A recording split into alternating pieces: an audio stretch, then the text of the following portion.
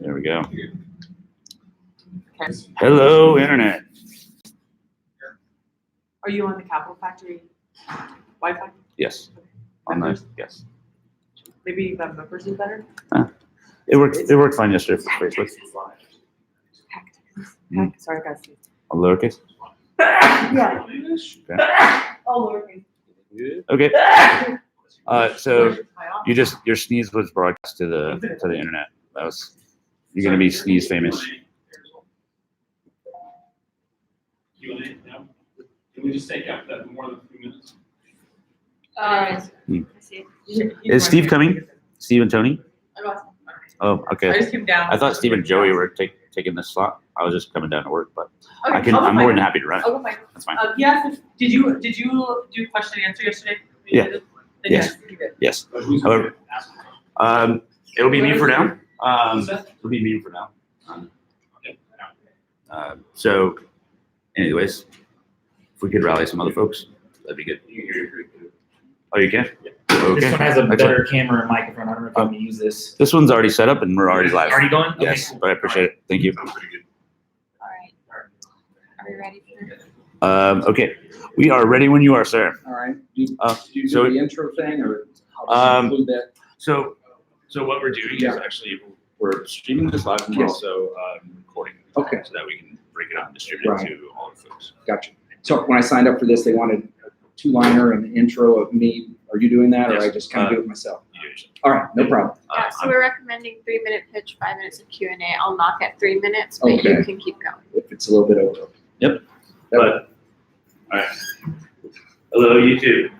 So I'm George Moncrief, tech scout at Forest Vegas, and we have all kinds of Spark Super Collider pitches that we're going to be streaming live and recording. So enjoy. I'm gonna go. Yep. Stand up in anywhere here. Yep. All right. Say hi to the internet. Good morning, Internet. Morning, glory, hallelujah, Austin.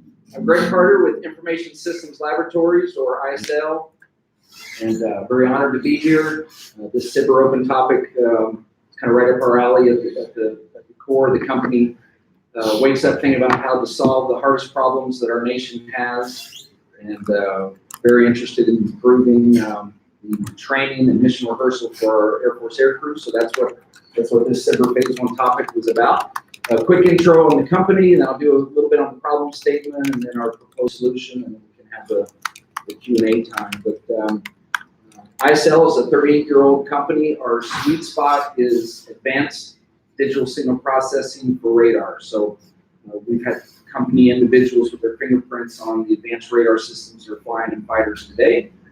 We've got projects underway, very classified next generation radars, also electronic warfare techniques. So that's the core of what the company is all about. To do our job, over the last decades or so, we've created some tools. One of those tools is the enabling technology for this SBIR Phase 1, and it's called RFU. It's a physics-based, high-fidelity radar or RF or SIGINT modeling and sim capability. Our strength is in the look-down, where the ground is a clutter, so look-down, shoot-down, or a long-range synthetic aperture radar for a bombing mission.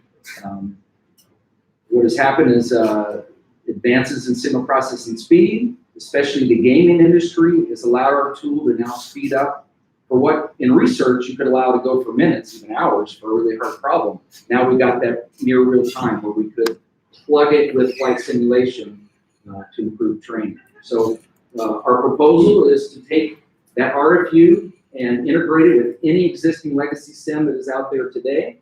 We could also do it in more of a pilot train next mode, which would be X-plane-ish or kind of off-the-shelf techniques. We could integrate some radar and electronic warfare to those capabilities as well. So the problem really is some of our fighters and bombers in the simulators, that long-range synthetic aperture radar simulation is not as good as it could be. Also, our ranges, we don't have the amount of threats, we don't have the range, space, distance-wise, and we don't have the density of threats. So we think all that can be solved to give our aircrew more mission capable. Especially that kind of COTS pilot training next concept could be deployable. So crews could do mission rehearsal right before they go into a combat theater. So that's one of the strengths as well. So that concludes the quick pitch, and I'll take any questions. Okay, so are you already working with Pilot Training Next? Have not. Was hoping that I would meet them here. So I've seen this and I've looked through the door, but I have not engaged them on this project. I've been following their work. I saw them brief at ITSIC. I saw them, I think, brief at an AFA event or something like that. But I look forward to engaging them directly. Yeah, so they're actively searching out ways to enhance their training models and simulations. So definitely, I would highly encourage get in touch with them. And do they operate out of here? They do not. Okay. I believe they were operating out of here for quite some time and over at Bergstrom, but I believe they went to Lackland or Randolph, or JBSA. So okay, so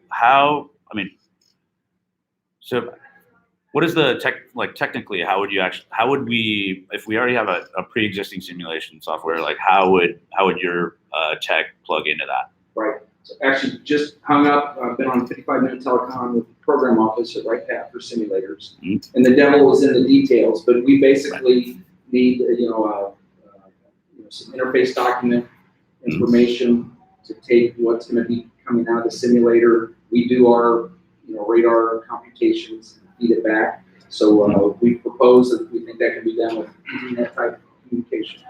Okay. So is it for simulation or gaming? Well, like real-time simulation, and adjusting to the actions and reactions of the good point. I actually pilots? skipped over that. I should have mentioned that aircrew maneuvering has an impact on radar performance. Certain maneuvers you need to do to get that SAR image, certain things you don't want to do, or you'll hurt the chances of target ID. So yeah, that's a very important part, is to be able to handle aircraft maneuvering real time, physics based. Okay, so accuracy in real flight. Okay, so are you? Thanks for showing up, Jason. It's Jason Chen. He's another tech scout for AFWERX. Yes. So okay, so can you walk me through a scenario of what it might look like in game in sim? Would it be like a SAM site, or would it be would it be outgoing and incoming? Right. Think primarily air-to-ground mission, threat environment, SAM site type of identification, making sure we have the right target, not bombing wrong targets. Mm-hmm. That's the primary reason. Area radar is an easier problem. Other just basic air-to-ground radar. This is for the really hard, high fidelity modes of an advanced AESA or SAR mode. Okay. So Pilot Training Next is typically on they're just beginners, right? Exactly. So there's another project that's bubbling up right now called FTU Next. Okay. So that might be a little more appropriate for what you're working on. Absolutely. And we don't need a full, we can integrate with a full existing legacy cockpit. We could do more of a desktop standalone part task trainer just to train, certain phase of the mission, or even a sensor like a MQ-9 or Global Hawk sensor operator. We can also give that type of training as well.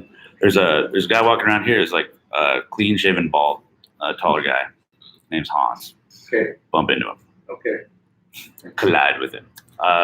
Okay, so if you had a magic wand and could paint the ideal engagement on this SBIR, and hopefully SBIR Phase 2, what would that look like? Engagements with operators and units, is that what you mean? So I've had some already here, which is outstanding, but I put in a proposal, want to talk to Air Combat Command, want to talk to Special Ops, anything with a radar or RF sensor.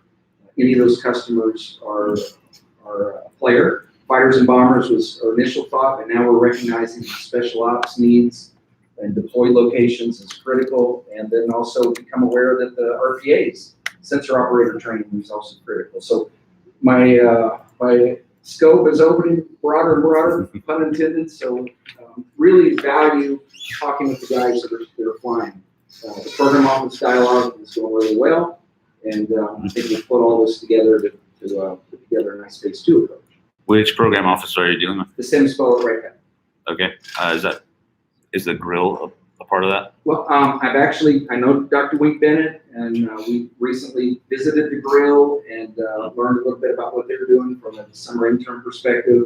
And I will be re-engaging with him. I've been waiting until we got the award so I can tell him game on, fights on. But All right, we'll take that further as well. excellent. So I think definitely keep your eye on the smaller bite-sized pieces and sims that you might be able to deploy. Okay. There's needs across the entire. Every match com needs some of that. Very good. And that's time. Okay, thank you. Thank you very much, sir. Everybody. Hello. Want to rally him? I do. It's you. Yep. So, hey, Jason. Oh, yeah, that's awesome. Jason, do you mind driving for a minute? Yeah. I want to go fetch. No problem. All right. Thank you. Yeah. So, anyways, streaming live on YouTube, right? All right. Just don't close the laptop. No, go ahead. Are you helping me with timing? Yep. Thank you. I have a video as well. I don't know what the sound's coming from on laptop. You guys be able to pick that up? No. Yes. Yeah. Through the microphone. Actually, can I just run this right here? You've got a MacBook? Yeah. Yeah, you can connect to the Apple TV. Okay. Can you show me how to do this? Yeah. Connect to the Apple factory Wi-Fi. I think I'm here. Yep. Okay, and then click here. Yep, and then AFX. There you go. And It is 0221. There you go. thank you. Yeah. Sorry, your name and company? Dennis Ignatovich, the company is Aesthetic Integration. So we're recommending 3-minute pitches, 5 minutes Q&A. I'll knock the table at 3 minutes, but you can keep going Great. whenever you're ready. Should I start? Okay. Hi, everyone. So my name is Dennis Ignatovich, and I'm from Aesthetic Integration. Our product called the model, which is what I call an automated reasoning engine. So there's quite a lot to unpack. Obviously, we're going to show you the domain that we historically applied in marketing, which is financial services. We'll have a short 2-minute video to go over that. And then we'll concentrate on something that I think is especially very exciting for the Air Force. So there's a common theme today where in a complex environment such as aerospace, financial services, Tesla autopilots, all of these things. People write some code, they put it into production, and then bad things happen and they realize there's some edge cases that they haven't thought of before. So at the end of this presentation, what I want you guys to take away from this is that there's actually a scientific way to address this. And we've been working for the past 5 years on exactly this. And it has vast applications within the Air Force, not just in the autopilot system, but everything from cyber defense to planning, all of these things. It's effectively how can you think X steps ahead when you have a complex system, and the problems that they're infinitely possible places this thing can evolve. So we'll start with finance. It's a very kind of domain-specific video, but just substitute anytime you see NASDAQ with Boeing, Lockheed Martin, messages very simple. What's plaguing today's electronic financial markets? The world economy is built on a staggeringly complex tangle of algorithms. Competitive pressures and economic recession have contributed to increasingly opaque and unstable markets. The effects of glitches and unfair advantages can be devastating, cradling the confidence of investors and ultimately hurting the general public. Regulators and the industry have worked tirelessly to define what safe and fair markets are. What's been missing is a way to analyze and regulate all of the algorithms underlying. The solution is formal verification, the science of correct algorithms. Other safety-critical industries already rely on formal verification to make their algorithms safe. Among by Aesthetic Integration is the world's first formal verification solution for financial markets. Consider the building of a bridge. A design flaw may be catastrophic. To make it safe, engineers use powerful computer-aided design tools which analyze designs for safety automatically. Powered by latest advances in artificial intelligence, computer science, and mathematics, the monitor brings unprecedented rigor to the electronic financial market, analyzing the safety and fairness of algorithms before deployed. Financial algorithms are unfathomably complex. They can be in a virtually infinite number of possible states. Examining 100, 1,000, or even 100,000 test cases isn't enough. We must consider every possible case to answer definitively what can possibly go wrong. A monitor allows designers and regulators to fix breaches of safety and fairness before they affect markets. Let's build safer, more reliable, and regulatory compliant systems that all of us can trust, saving everyone time and money. A monitor by Aesthetic Integration, the logic of financial risk.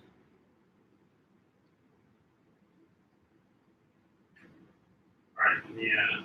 So I realize some might have been a bit off. I'm not sure how it worked. But you go to our website, which is a monitor.ai, right? Can you see this? Yep. All right. But so the big idea is that we have, let's say, a complex system where we're talking about autopilot, UV controller, we have simulation environments, some sort of planning system, such as battlefields, and you want to understand how can it evolve X steps ahead. So the fundamental problem is that this thing can be infinite in many possible configurations. But how do you take that infinite, compress it into distinct edge cases? And you actually, in a way that allows you to analyze what they are, and to explain to your colleagues, etc. So the monitor, one of the features of a monitor is something called regions composition. And that's effectively what that is. So we can talk into the technical details, but trust us when we say that this is something fundamentally novel, didn't exist a few years ago, just released this summer. In fact, my co-founder Grant is going to be speaking on it at a conference next week. So this is something that is just cutting edge. And as we discussed before, we've been applying this to financial services for the past 5 years. Goldman Sachs is among our public clients. They use it to test their complex trading venues. When it comes to the Air Force, there's discussed a number of applications. So all of these systems can be modeled the way we can actually analyze what can or cannot happen in the future. And what are the interesting things we might want to do with this kind of symbolic analysis? Well, you can understand, obviously, what are all of the distinct ways that this system can evolve.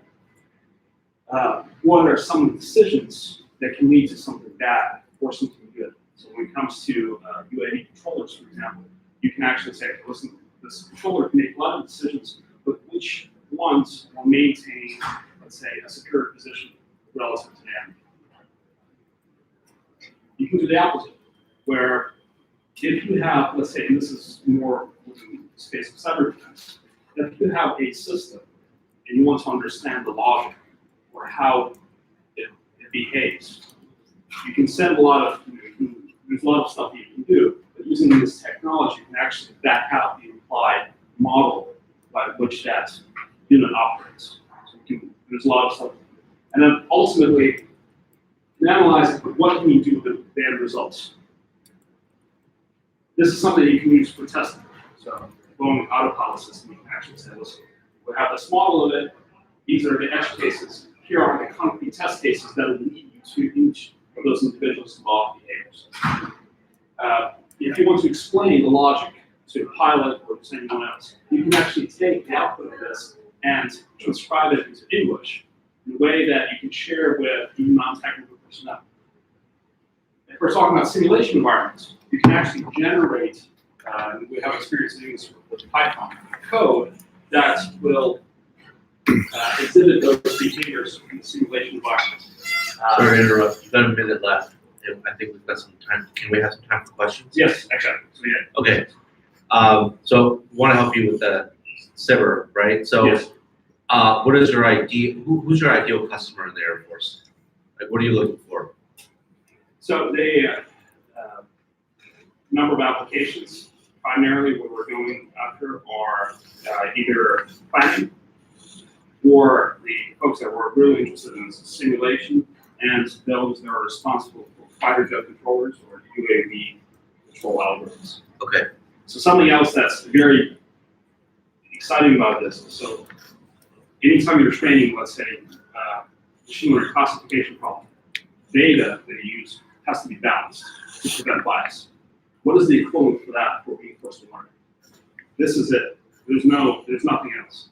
This technology will allow you to make sure when you're training these control algorithms using reinforcement learning, the actions that you choose to incorporate to the memory, they're diverse. And this actually leads to fundamentally better performance of these algorithms. We have the data.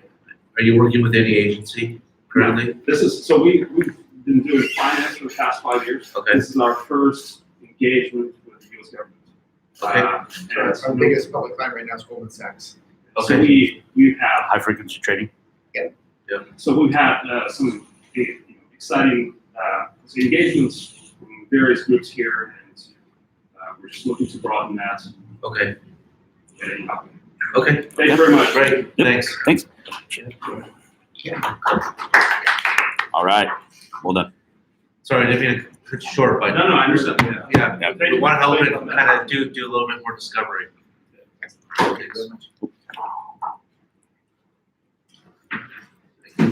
All right.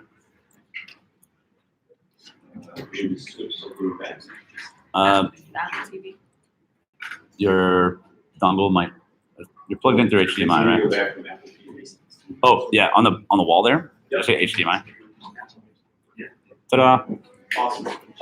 Well. So 3-minute pitch is what we're suggesting. I'll knock at 3 minutes, Oh. and then a 5-minute Q&A.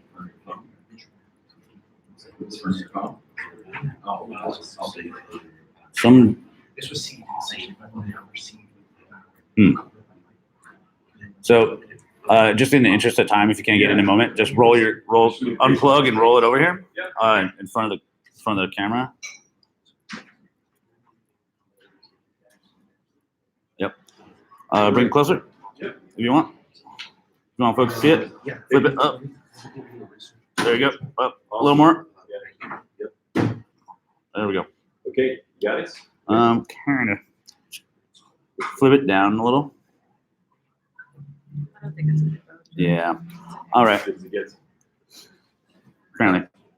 there Yeah. a HDMI cable? The dongle isn't working for some reason. Yeah, it wasn't. So, okay. So, how about that? Oh, I know why. That's a Mac dongle. Do you have a direct HDMI port on it? No, that's what you have to use for this. Awesome. That's silly. Okay. Oh, that's perfect. Perfect. We got you. Get started here. Excellent. All right, cool. So, yeah, I'm Scott Bledsoe. I'm from Blue Force Technologies. We're in Durham, North Carolina. The topic is basically using commercial technologies to create fifth generation adversary air for the Air Force, which is a big and growing problem that's not being solved. So we are. That's great. Oh. Did it go? Nope. Yeah, just tap it. Maybe. Let's swipe it. There you go. Awesome. Hey. Thanks. All right. So we are an air vehicle design and fabrication company. We're about 9 years old. And so we've been solving problems for commercial customers for years. We sell it to parts to everybody from Boeing. And then we do like full airframes for startups that are still under wraps. So really handle a wide range of customers and have a lot of certifications to sort of cover that range. So we've done about 74 unique projects for 44 customers in the last 9 years. Really handle a lot of stuff from vertical takeoff aircraft all the way out to supersonic reentry vehicles, and commercial space tourism vehicles. So we have a lot of background in that. So one thing that I'm interested in is like, okay, we do so many projects for so many customers. Why is it the Air Force is kind of locked into like buying 3 different aircraft these days, right? So it's a big problem, and there's not the variety and innovation. And so this has kind of been addressed a little bit in the keynote this morning with the discussion of how the prime contractor world is winnowing down to 5 primes, of which only 2 can do a manned aircraft. But there's interesting analogy in history in the 50s, and especially in the 60s. One company, Teledyne Ryan, produced a huge variety of aircraft for the Air Force and for the Navy that were put to work in ISR and a variety of different missions. And this was really before digital computers were helping us design airplanes, right? So innovation and the technology of having compute power do not necessarily go hand in hand. So spend a lot of time thinking about that. And I like to compare this to the adaptations of these are all types of Sparrow, right? So these are adapted to some local environment, and just as these aircraft were adapted by some urgent need that somebody had, and these were all produced in relatively modest runs of aircraft. These were not 30-year programs. So there's obviously a lot of big picture reasons why. I just stepped back and thought, okay, what are the reasons I can attack as a small business? And one of the big reasons is tooling. So if you've ever been to an aircraft factory, there's a whole lot of industrial equipment and unique pieces of molds, fixtures, things like that are required to make an aircraft, and they're beautiful. They're works of art. So this is actually, it's a very small picture, but it's a 787 wing skin mold. It might be a $2, $3, $4 million piece of equipment that might take a year to buy, right? Another example, this is an F-35 trim fixture. Again, beautiful piece of hardware. If you're going to build aircraft for 30 years, it's the way to go, but it's incredibly expensive, incredibly slow. I found on the internet some good discussion of cost of non-recurring projects, right? Or the non-recurring phase of an aircraft project. And you'll have to trust me because it's kind of a small chart, but within this sand chart, the big section of magma in the volcano here is tooling. So clearly that is a barrier to entry. I mean, literally you can see it's a barrier to entry for a new program for adaptation of an aircraft. So one of the things we do that's different is because we do a lot of these one-off programs, we have kind of a wide range of tooling, all the way from what we call traditional soft tooling to what we call hard tooling, which is carbon fiber tooling, which to Boeing, they call that a soft tool. They'll actually buy it from us and use it once. We would use it for years. So there's a lot of variation in the tooling world. This is an example. So this is a 50-foot single-piece wing we built for a customer that's building an electric vertical takeoff aircraft. And this is it's a single-piece wing construction. There's some of the tooling in process. So from the time they came to us until the time we delivered the wing was about 7 months. Okay, and that's it's pretty remarkable in our industry. We're getting ready to build a second set. So this is not a kind of a one-trick pony where you build one and throw it away. We're getting ready to build a second vehicle for them. And in case somebody says, yeah, but I'll bet the tolerances suck. Actually, no, they don't. So the green here is plus or minus 30 thousandths of an inch, which is a tolerance that I could sell to Boeing. It's good enough. So there are other ways to do things. So we said, hey, let's apply this to a big Air Force problem. So the Air Force, now that we're getting back to thinking about near-peer fights, the Air Force needs somewhere around 100,000 adversary air sorties to keep their pilots trained every year.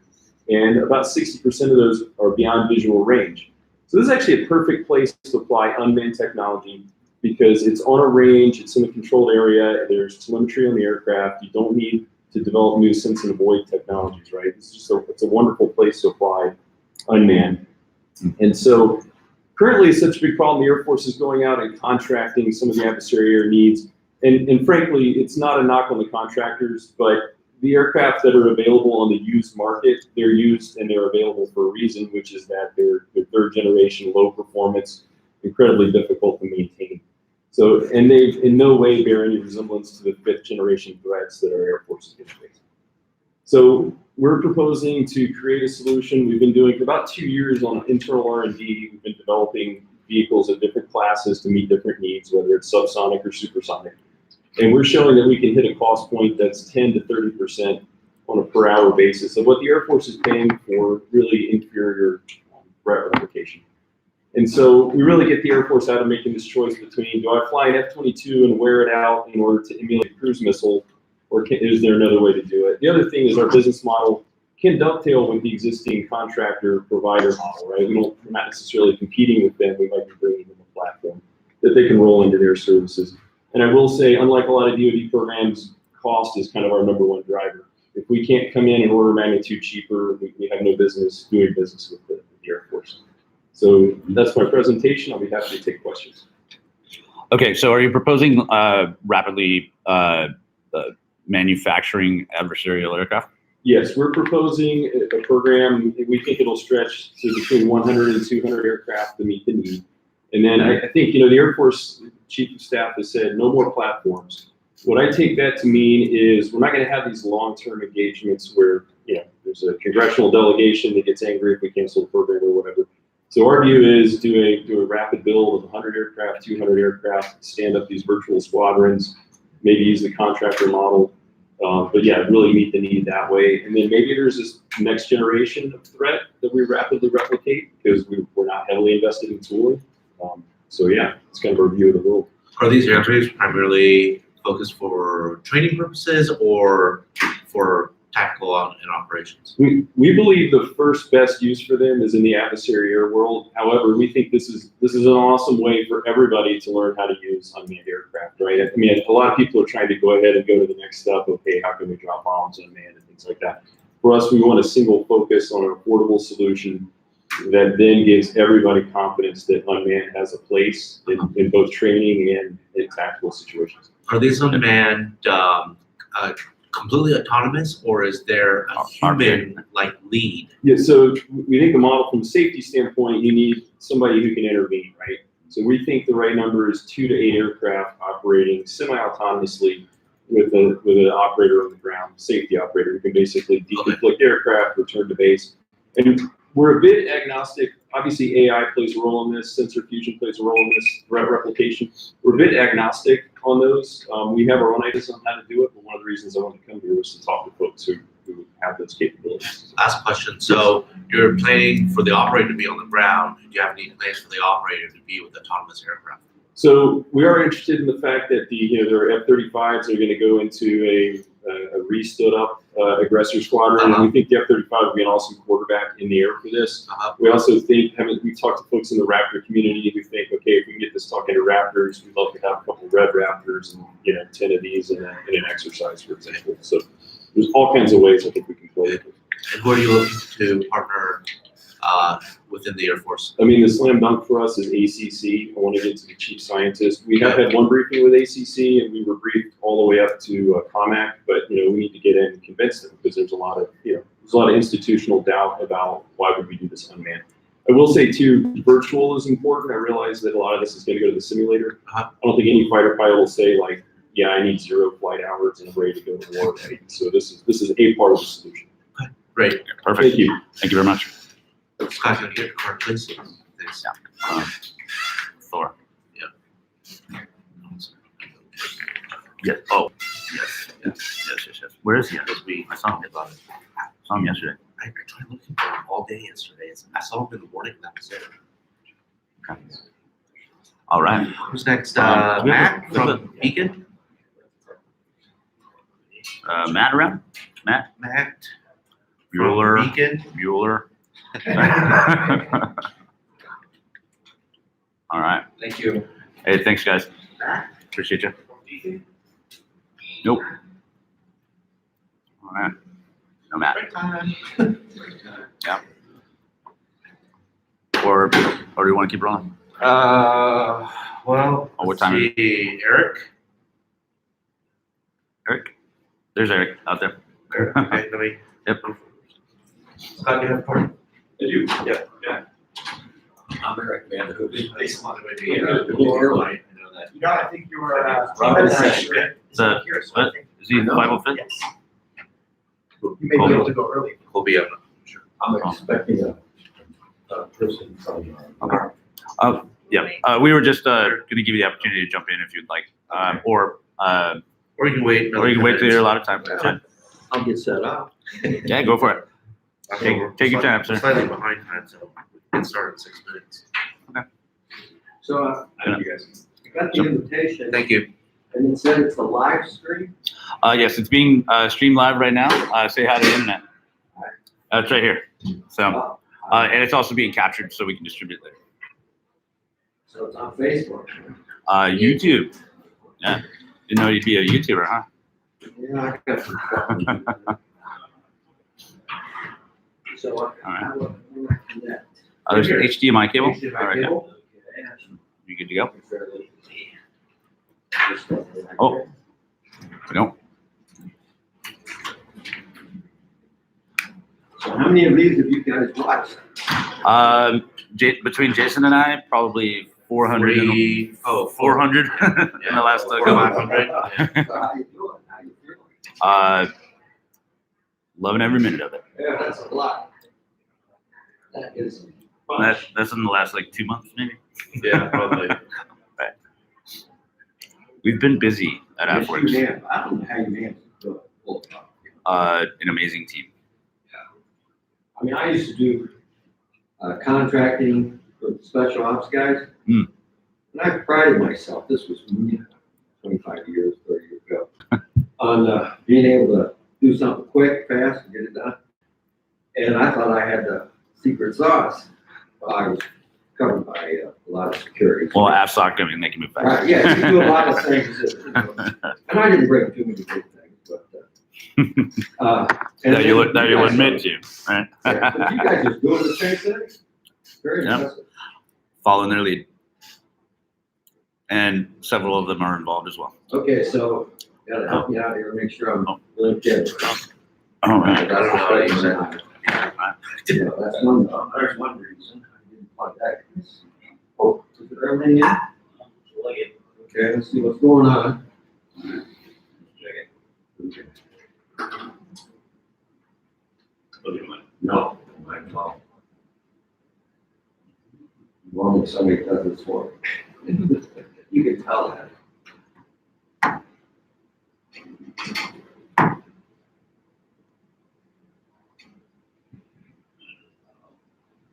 That should help. Oh, okay, here we go. Okay, now we're on. Alright, so I'll take that loose. Someone did. You know, that's the Well, first then thing you- you're supposed to always check, right? Plugged it. Is this thing on? Yeah. Okay, you've got 8 minutes to pitch. We'll give you a 3-minute warning. Wow. Or, I thought I was only gonna get 3 minutes. well, 3 minute, we suggest 3-minute pitch and 5-minute Q&A, and I'll knock in 3 minutes. Although, Well, I'll tell you what, I'm gonna be able to get with this Army guy. You're upstairs, so. okay, we can go ahead and wait. All right. We're not in any rush. Yeah, we have, I like we the wait 2 idea. minutes. So can I have a little bit of knowledge of who I'm pitching? or- Okay, All right. so the internet Wow. and I'll be back. so Jason and I are tech scouts for AppWorks Vegas, and Nice. essentially it's our job to bring folks to the table. So in AppWorks, what we do is we get the This may be that guy. we get the demand signal. No, he had already gone. We get the demand signal from the airmen through design thinking workshops, et cetera. And then folks like Jason and myself and a variety of other folks, we go after the supply. And that's via SBIR, via challenges, via all kinds of other All things. kinds of ways. Yes. Any of the ways. All of these pitches are being recorded, and they will be distributed to anyone who's looking for your type of technology. I like that. That's what. Okay. Yes.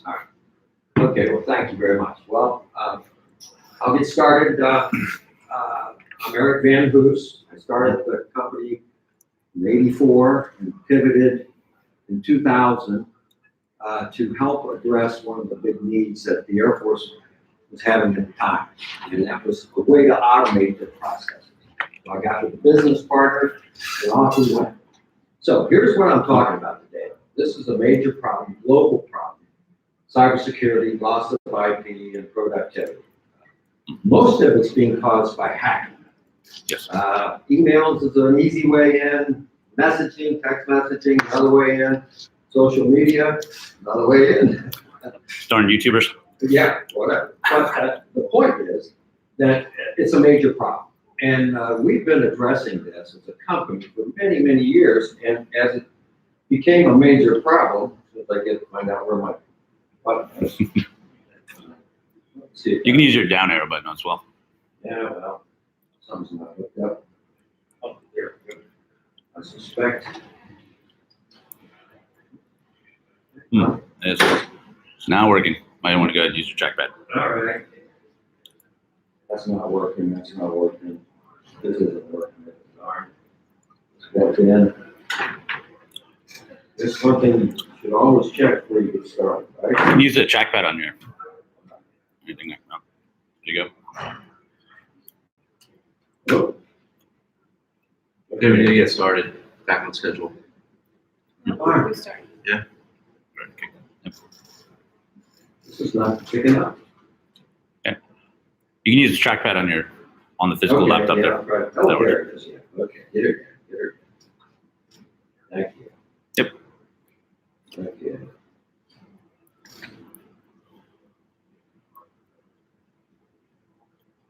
You can use the down arrow on your laptop. I'm trying to.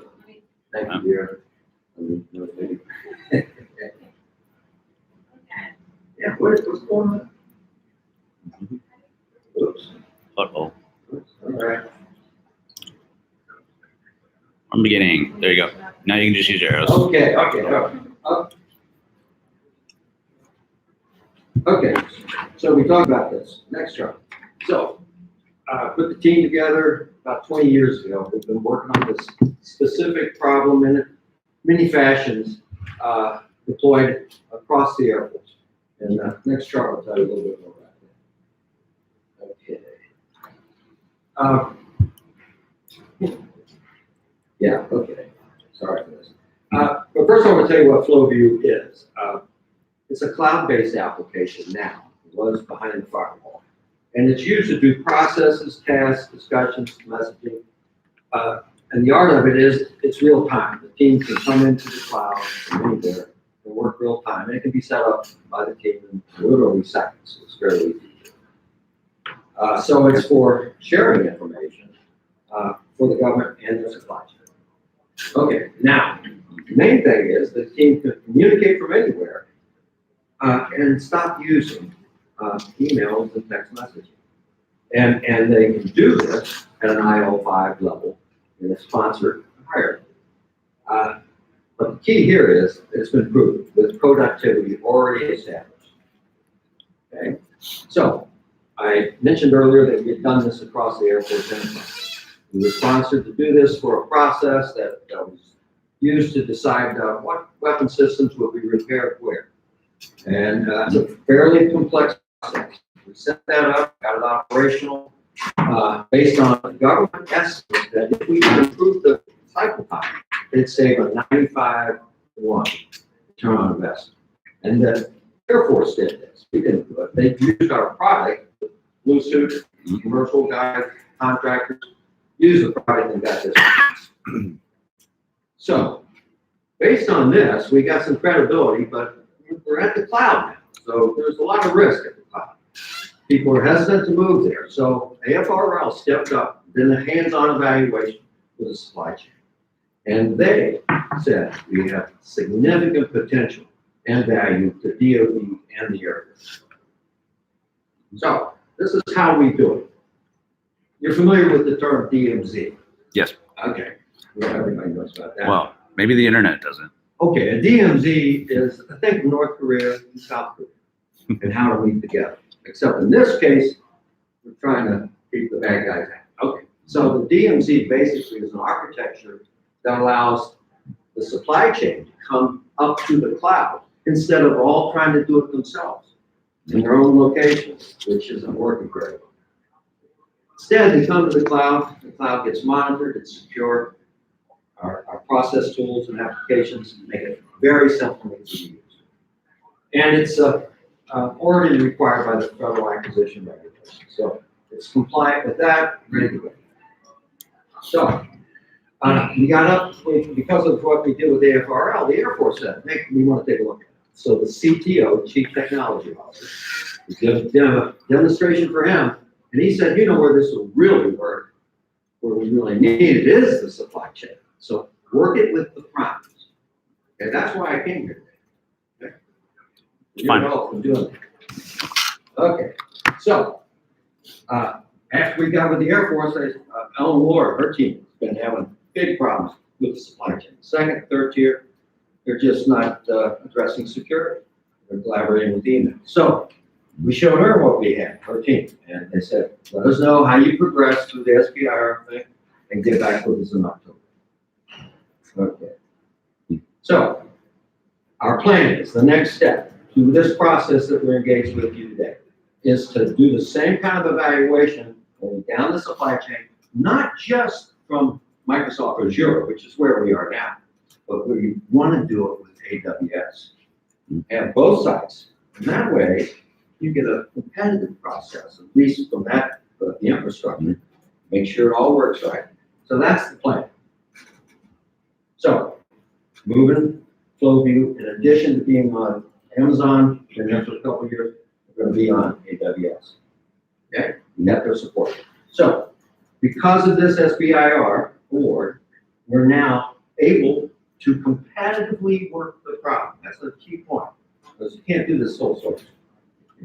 Not like that. So we're ready to do this for you guys. Okay, that's it. Oops. Oh, I forgot to ask. If there are any investors out there, we're interested in raising more money.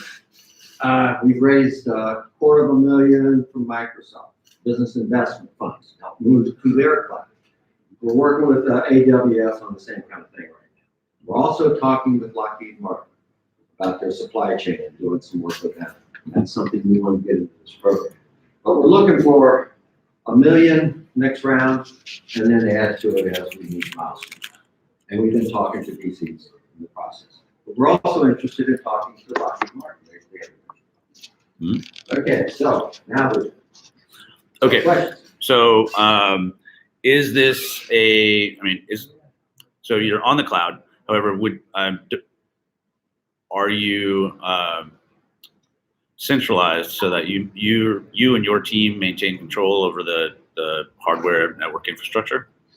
No, we don't own the infrastructure. Well, of course not. I'm just saying, like, is it on your AWS and Azure accounts, or can it be white labeled and copied into a GovCloud instance on either? Correct. Yes. Maintained by DoD personnel? By DoD, yeah. We were encouraged to get with the common computing environment. I talked to them, a little bit of a process, good process, very thorough. And so if a customer wants to do that, we'll do it. We've been told by AWS, if we were to work with them, we've got 80% of the work already accomplished, so it'll be pretty quick. Yep. 6 months to a year is not necessarily quick. Okay. So, what are some of the features of it? What does it do?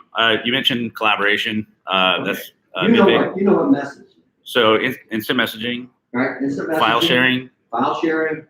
Better yet, file sharing where all of the elements of a mission or a proposition or a process or task can be all captured in a secure folder. So is it mission-based like a skip. Okay. Yeah. So project management as well, or like a shared drive. Oh no, it's Are those files and whatnot that get pushed up, are they associated to individual line items and tasks on a project? Individual line items that customer sets up with milestones tracked, red, green, yellow. Gantt charts, a little 9. You don't do the Gantt chart. You don't chart it out. That's something the customer can do if you want, but that's we have an API for stuff like that. Okay. But the key is customer sets it up like that, and it's simple to use. All web-based? Yes, all web-based. Mobile? All mobile? No, the mobile is being done right now. That was part of AFRL's requirement. Okay. Get your mobile app up. So we're in the process. That's what will be demonstrated in October. Okay, perfect. Thank you very much. So who's got the check? Thank you. These guys. Am I off? Yeah. Nope, we're still live. It's streaming nonstop. Okay. Yeah, we are going to be chopping it up. Okay, all right, good. So, in individualized things. So, yeah. Hey, thank you for this. I really appreciate it. Thank you very much. I'm glad you guys pivoted on this. You Oh. know what I mean, that was a good move. Yep. And that's what I respect about your team is, you figure out, hey, that's not effective enough. Let's do this one. Yep. Thank you. We move pretty quickly. Yes, you do. Yeah. Thank you. All right. Thank you for helping me figure out how to make that thing work. Set up over Apple TV. Okay. On the, Thank you very much, sir. I'll see you out there. Yeah. So. Oh, that's into my badge. Mine ripped off. What's that? I had my lanyard still, but the paper thing had ripped off. You're VIP. You're not gonna check my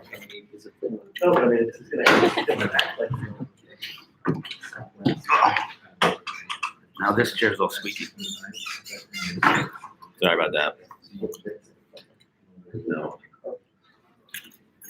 All right, we've got John from Spark Cognition. 8 minutes total. We'll give you a 3-minute warning. All right. Cool. All right. Yep, and you are live. All right, thank you everybody for inviting us in. My name is John Knight from Spark Cognition. We are an AI ML focused company, artificial intelligence, machine learning focused company based here in Austin, Texas, with other companies in Dubai and London. One of the main focuses and goals for Spark Cognition is to create the easiest to use platforms for our clients that want to gain insight and value from their data. Some of those tools that we have created up to this point are the AI technology portfolio that you see here. Some of the questions and answers that you can get from this are, does the Air Force want to understand how to predict engine failures? The Armor, do you want to predict virus attacks versus just detecting them? DNLP, do you want to take all of those unstructured maintenance logs and want to gain insight to aircraft readiness? What is the best recommended action to fix a task order? Darwin is the underlying technology of what we do at Spark Cognition. Darwin is the reason why we're here at the SBIR Award today. This is what we submitted. So Darwin, what is it and why is it so important to the DoD along with the commercial world right now? Well, what everyone is trying to do along with the DoD, they understand that there is a ton of information out there right now we've been collecting for years. What do we do with it? Right now, data scientists and data analysts are the ones that are doing this work. The challenge that the commercial world sees along with the DoD is that one, data scientists typically can get about $100,000 or more depending on their experience a year. Very good perfect. Let me say that. They're in very, very high demand right now. And they're in very low supply. Why are these people so in high demand at this point? Well, they engage this business unit's data in kind of a unique way. You can see here, they engage data in new ways to deliver deeper understanding for meaningful insight. So what we think at Spark Cognition is the best course of action is in the near term is not to require our forces to become data scientists or data analysts, but rather use tools like Darwin to augment those airman capabilities and then allow them to, in essence, act like data scientists. So Darwin is an automated model building tool. It's a term that's been thrown out there a lot, automated model building, but it's on an easy to use platform. If I were to demo this, you would see 7 steps. The first step being you upload your structured information, think CSV, Excel, nice, neat row and columns. You would upload that information, and then the program takes you through 7 steps and asks you simple questions on what you're trying to solve. At the end of the 7 steps, you finally get your answer to what you're looking for. Forecasting, truth movement, truth levels, whatever your data is trying to tell you. Now, the thing why this is so important is because typically for data scientists and data analysts, it's going to take days, if not weeks, to finally generate a model. For our program, depending on how long you run it, you can do it within 10 minutes.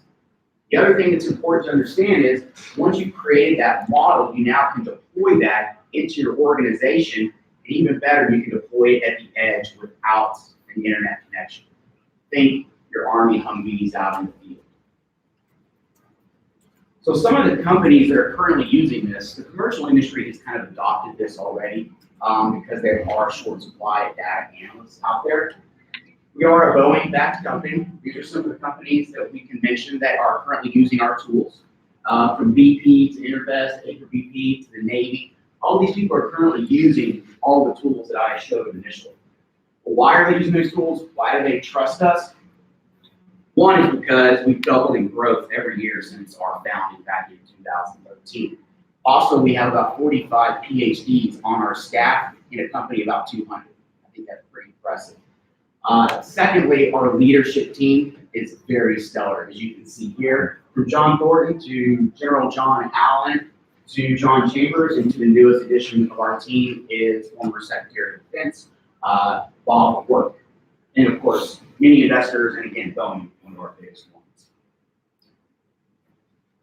3 minutes. That was it. All right, questions? All right. So is this on-prem or cloud-based? I guess Google. Okay. So commercial typically it's in cloud.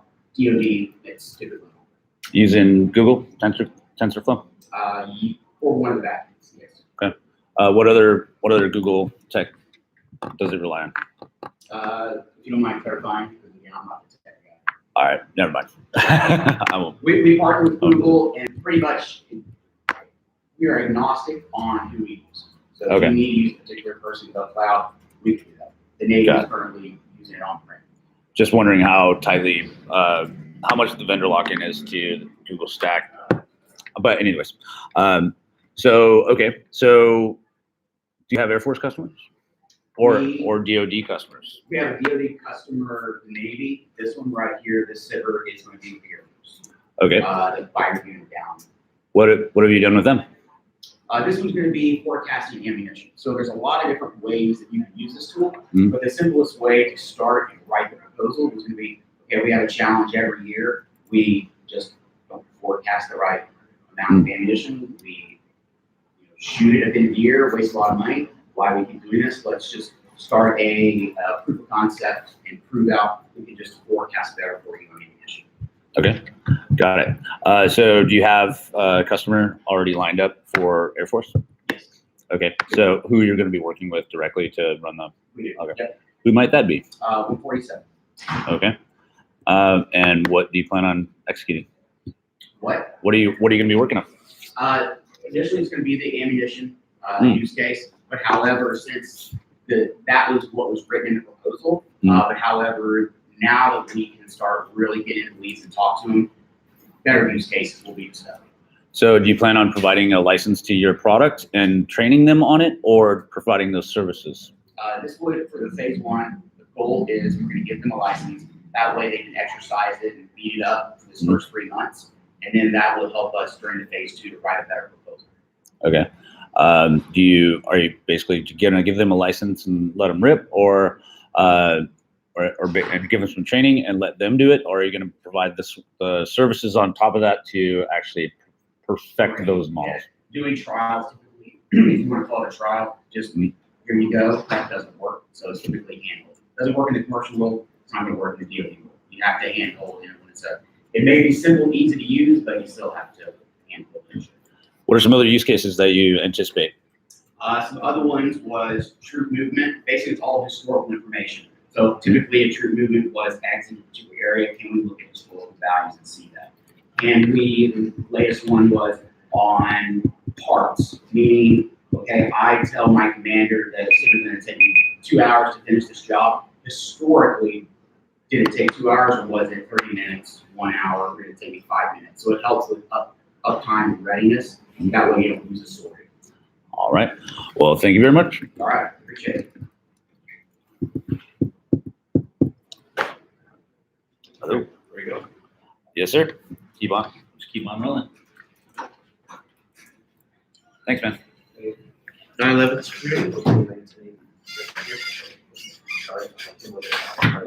That's it? Cool. Ready? Yes, sir. So we're recommending 3-minute pitch and 5-minute questions. I'll knock on the table at 3 minutes. Yeah, but you can keep on rolling. It's fine. My name is Robert Rivera. I'm the president and founder of Malware Security, a company that specializes in building drone detection solutions and countermeasures. For the last 2 years, we've been very, very fortunate with our client base. We're currently deployed in more than 20 NFL and MLB stadiums, 10 airports, Fortune 10 companies, Amazon, Apple, and so on, providing total airspace security solutions. Initially, my team came up to me and said, hey, maybe we should look at the DoD as a market. I didn't think it was a good idea. The reason was because we use radio frequency to detect the frequency and the control of the pilot. And the drone only works with more commercial type drones, not military type drones. But around this time, last year, I was approached by a senior agent with NCIS. What he explained to me his problem was that they have this awesome radar system that can detect big drones, small drones, all down to nano drones. But when he looks at the screen, all he sees is blimps on the screen. Right? He has no idea if he has to respond which way or which drone he should act first. He said, my problem is that I would like to get more information on these drones so I can figure out what to do. So for example, if I know the make and the model of drone A, I can know what size it is, how much payload it can hold, how far away it can travel, and how long it can last in the air. And me looking at the screen right now, I don't know if these 5 drones that I'm seeing right now are the same drones that came in yesterday, came in a week, or how do I assess are these 2 drones or old drones? And while I think I know where they're taken off from because I can see where they come up on the radar, I don't really have an exact geolocation that I can send my guys to and tell this hobbyist or whoever that person is, stop flying the drone over the airways. So after a lot of collaboration between us, we came in with AirGuard. We set up at his command center. And this is a scenario of how everything works. He walks into his command center. He has his Medusa very expensive radar system up, right? And he had our AirGuard, our RF-based detection system up. These systems can work together, but they don't have to work together if they don't need to. Scenario number 1, 5 drones come up on the screen. Radar picks them up. Great, I know exactly where they are and where they're coming from. He looks at AirGuard. He sees that out of those 5 drones, drone number 2 is an M600 DJI that can carry up to 10 pounds of drone. It can travel up to 30 minutes and give them some parameters. He understands that this is the biggest drone now out of all the drones we detected. And now if I want to initiate a call or response, that might be the first drone that I want to be able to go after. Then he looks at AirGuard again, our software. He sees, no, hold on a second. Drone number 4 is actually been coming every night at 9 a.m. and flying for 30 minutes and doing this exactly pattern. We can identify that because we're tracking the unique ID of that drone itself. Not only that, we were able to help them out and say, hey, this drone right here, not only it's flying over your airbase, we've actually seen it over another Navy base 2,000 miles away. Because again, that unique identifier, we can track it anywhere where we have a sensor. How do you get that unique ID? It's a MAC address, or we use systems that can actually get into the drone serial number. So we have 2 ways of doing it. Got it. Now, the last scenario, which is actually the best out of all of them, he looks at the radar system and he sees 5 dots. He looks at AirGuard and he sees 4 dots. So now drone number 5 is a non-RF drone, which if he has to do a response, that's actually the most road drone or out of all the possibilities, the one that we should go after. And this is really why I changed my plan and I was interested in coming in and talking to you guys about what we do. So we look at ourselves now as a second layer to this really awesome radar system that you have. Because 99% of the threats of the drones that are flying over an airbase are just hobbyists or just regular people that are doing what they're supposed to be doing. But if I can remove that 99% of out there, then you can focus on the remaining 1% and having an actual response. Okay. So in addition to tracking and marrying to other radar systems and what have you, the tracking of unique IDs across your entire deployed network, and so that allows you to do correlations. And well, anyways, so you do risk assessment, and what are some of the other things that are provided? So obviously tracking. I mean, do you have anything that's actually can you kill their signals? I mean, no, do you have any kind of mitigation? No. So because we are a commercial application, obviously the FAA and FCC won't allow you to do jamming. We don't do any of the countermeasures. Yeah. What we do is we legally, any way possible, we help Fortune 500 companies, stadiums, legally monitor their airspace and see if there's a drone flying over their airspace, giving you the geolocation of that drone, and in many cases, the geolocation of the pilot. So law enforcement can go up to the pilot and say, hey, stop flying your drone here. This is your final warning, or we don't take it to the next step. The best example we have here is Carolina Panthers, for example. The first week we set up the system, we detected 38 drones flying over the bowl, not in the parking lot, not next door, over the bowl itself. When we look at the data that we have, we noticed that 29 flights out of those 38 flights that were captured that week came from only 3 people, 3 unique drones. So when law enforcement engaged and they sent the police officer to the gentleman's location and said, hey, stop this plane's drone. Obviously, there's a lot of rules and regulations and restrictions. They stopped. So just having that system in helped the Panthers go down from 38 drones a week to 29, I'm sorry, to 9, because now these people are not flying anymore. So the way I think the best thing we offer is that, right now there are about 10 million drones in the US. That number is going to be 20 million by 2020. They're going to get a lot of noise, a lot of traffic. So when the command center is looking at all this, he needs to figure out a way that to prioritize the risk based on what really. So is your ideal partner the FAA or, airports really, or is it really the Air Force? So the FAA doesn't really want to, right now they're trying to figure out something called remote ID, which is kind of like a license plate for a drone, that a drone transmit that's launch will have radios that knows who owns it, goes into a special database. We think that might not come in until maybe another 3-4 years, because they have to not only make it, display it, but they have to let the drone holders or manufacturers know that this is what they have to do. Yeah, they have to retrofit old drones, all that So stuff, this is yeah. definitely a long play. Right now, we're legally detecting all these signals and letting Fortune 10 companies, like right now we're at Amazon. We saw one of the drones go all the way up to the 100+ floor, executives office are. Is there somebody spying on you? So they can, without having to take down the drone, maybe they'll just bring down their shutters. Like these are do security measures that means a lot to them without having to do anything. I guess my real question is, who do you think your customer is? In the Air Force, like The security security forces. security forces. I mean, there's I don't mean to interrupt, but there's a few things that we could really do to enhance it. For instance, if they have their own drones flying on the properties, we can whitelist their drones over the airbase, so that way they're tracked passively, but they're not sending out alerts, but we're also tracking them in real time and providing exportable data on what they, how long they're flying, altitudes, path, all that. Same thing as if we want to blacklist certain drones, we can blacklist it to where we get alerts and they're prioritized as such because they've already been flagged in the first place. So there's that, and then also the response side, we come in on the training end of it, where we can take the security forces personnel and train them on mitigation and drone response when it comes to dealing with the situation. Okay. All right. Thank you, gentlemen. Hey, were you guys at the perimeter security challenge last year? No, That's right. We actually just started, this is our very first SBIR that we've done. And we just did the Softworks submission last night. That's the first one we've ever done. Is it the Thunder drone? Yeah. Oh, wait, no, I think No, last night was the passive counter UAS submission. They're looking for man-packed, vehicular, and also on FOBs. Gotcha. Excellent. Okay, so, thank you. Hope you're getting a lot out of this collider. It is good. I mean, there's definitely a lot of potential, and it's just connecting the dots. I gotta be honest with you, when we work with civilian markets, our biggest hiccup or hinder is like we go to the college stadium. Budgets are issues.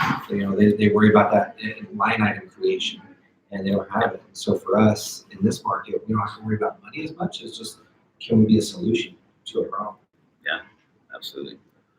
Cool. So what other help might you need? Well, what? Have you made good No. connections here with security forces? We've talked to a couple. I'm not sure where they're going to go, but obviously we'd like to talk to the security forces teams that are. I mean, the value is already there. We're already in a deal with client that are already using it. We just have to kind of expand on it. And we've had some initial discussions. All right. Do you see the counter UAS is becoming more and more prevalent within this program? It's definitely a perennial topic, that's for sure. Or a constant topic. I just wondered if, as you guys are growing this program, if you're going to dial into where you're going to run categories within the market space. So anything in the air, we're going to host an event for 2 days here. Yeah. Anything on base, we're going to do here. So that may be coming up. So we've already done a last year afterwards we put on a massive event. It was challenge for perimeter security, and basically covering all bases. Pick one. It was pretty interesting. So you might want to dig into that. And I believe we have a list of all those companies. I think there was 180 something plus companies. So yeah, highly encourage you to do some collaboration as well. Find like-minded companies or that are adjacent that might be able to help you out. companies that can We're offer gonna be 8 additional minutes, measures recommending to 3 collaborate. minutes, 5 Q&A. I'll knock Check out Blind Tiger. at 3 minutes. Great. And then Blind Tiger. Blind Tiger. Oh, Great. yeah, that's right. Guys. Tiger. it's his time. Hey, sir. Lovely to meet you. They just presented. Yeah, Yep. that's the word. Well, You guys stay. you got a no card Yeah. policy? Yes, I do. Already got I do have a no card Yes, policy. Thanks. No. All right, great. Computer says no. Jump into it. You guys want to stick around? We have another meeting we have to go to. Yep. Sorry, buddy. So we are capturing this and streaming live to the YouTubes, the internet, Great. a series of tubes. Where's my eye line? You know what? If you want to hook up to HDMI, or if you have a presentation, or you just want to go ahead and take. Yeah, let's go. Do the quick 3-minute rock and roll. Whenever you're Yeah, ready. Great. let's do it. So I'm Kevin Cornish. I'm founder of Moth and Flame and Conversing, and we're the VR solutions company. When we started looking at what's going on in the Air Force and what the problem was that we wanted to tackle, it was the inefficiencies in current training solutions. We looked at inefficiencies around heavy hardware, so simulators that were hard to schedule time in, instructors' times, and then just general costs and time logistics of how do you get somebody from place point A to point B. And when you think about what are the real things about virtual reality that other technology can't do, it's getting you to a place you couldn't be, getting you in a place with people that you couldn't otherwise be with. And really it all comes down to technology solving brick and mortar inefficiencies. And so we think about what's an example use case of where the solution is going to be helpful in the Air Force. So in missiles, they've got all these recurring trainings that they need to get done.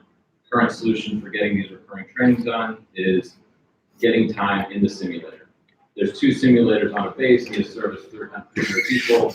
There's a throughput issue. So now you've got a situation where it takes three weeks to get into a simulator. You've got to get these recurring calls taken care of so you can stay on alert.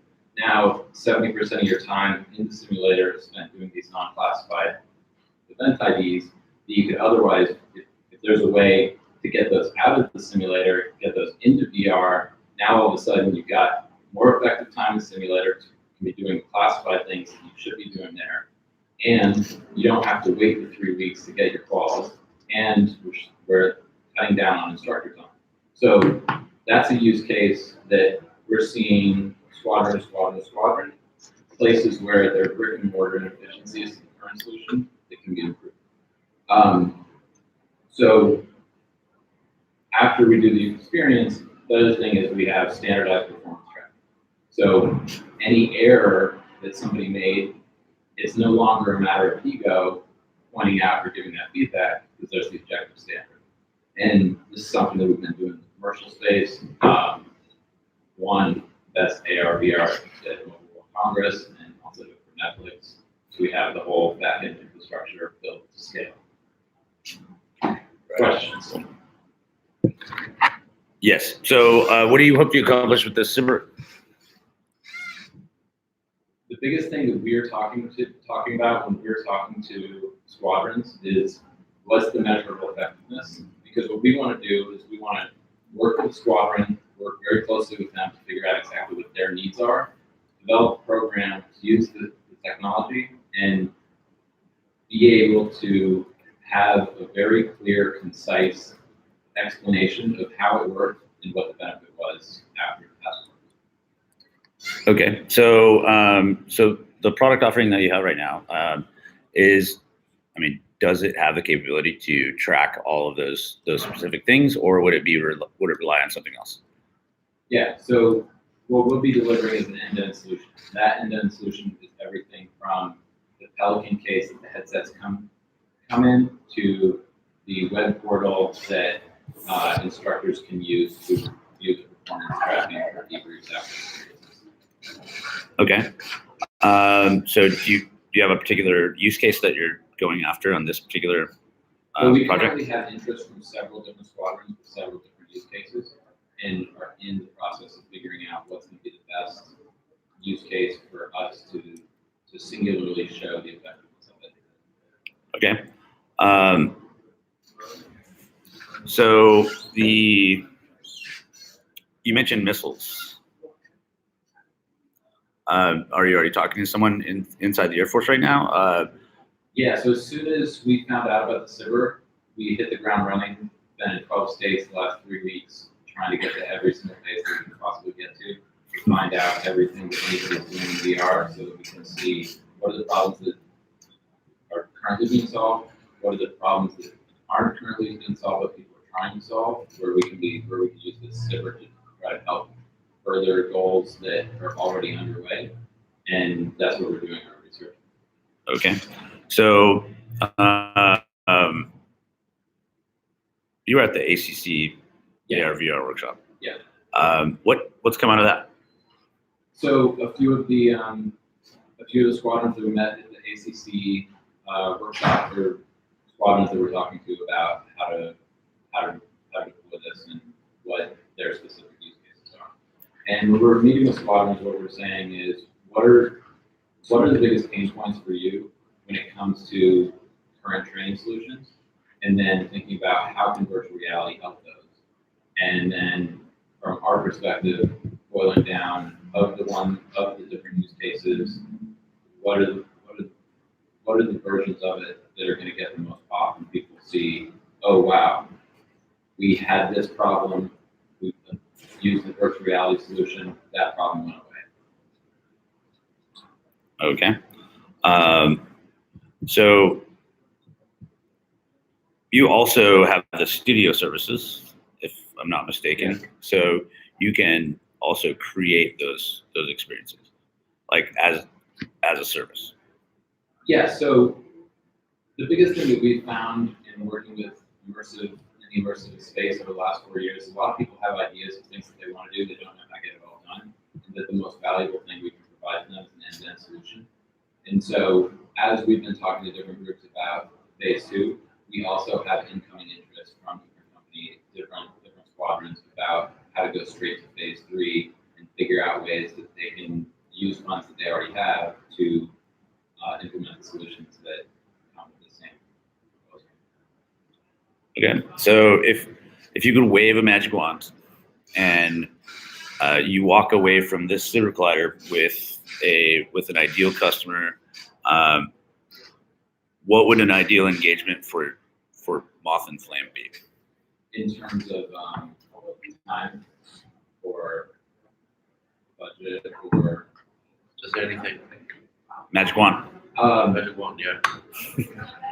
Yeah, so our goal is to have a big program on the ground, actively being tested by a squadron in January, February, so that come the end of Q1 next year, we have data that shows measurable effectiveness and shows how this solution did something that couldn't have been done before and couldn't have been done without the SBIR. Okay.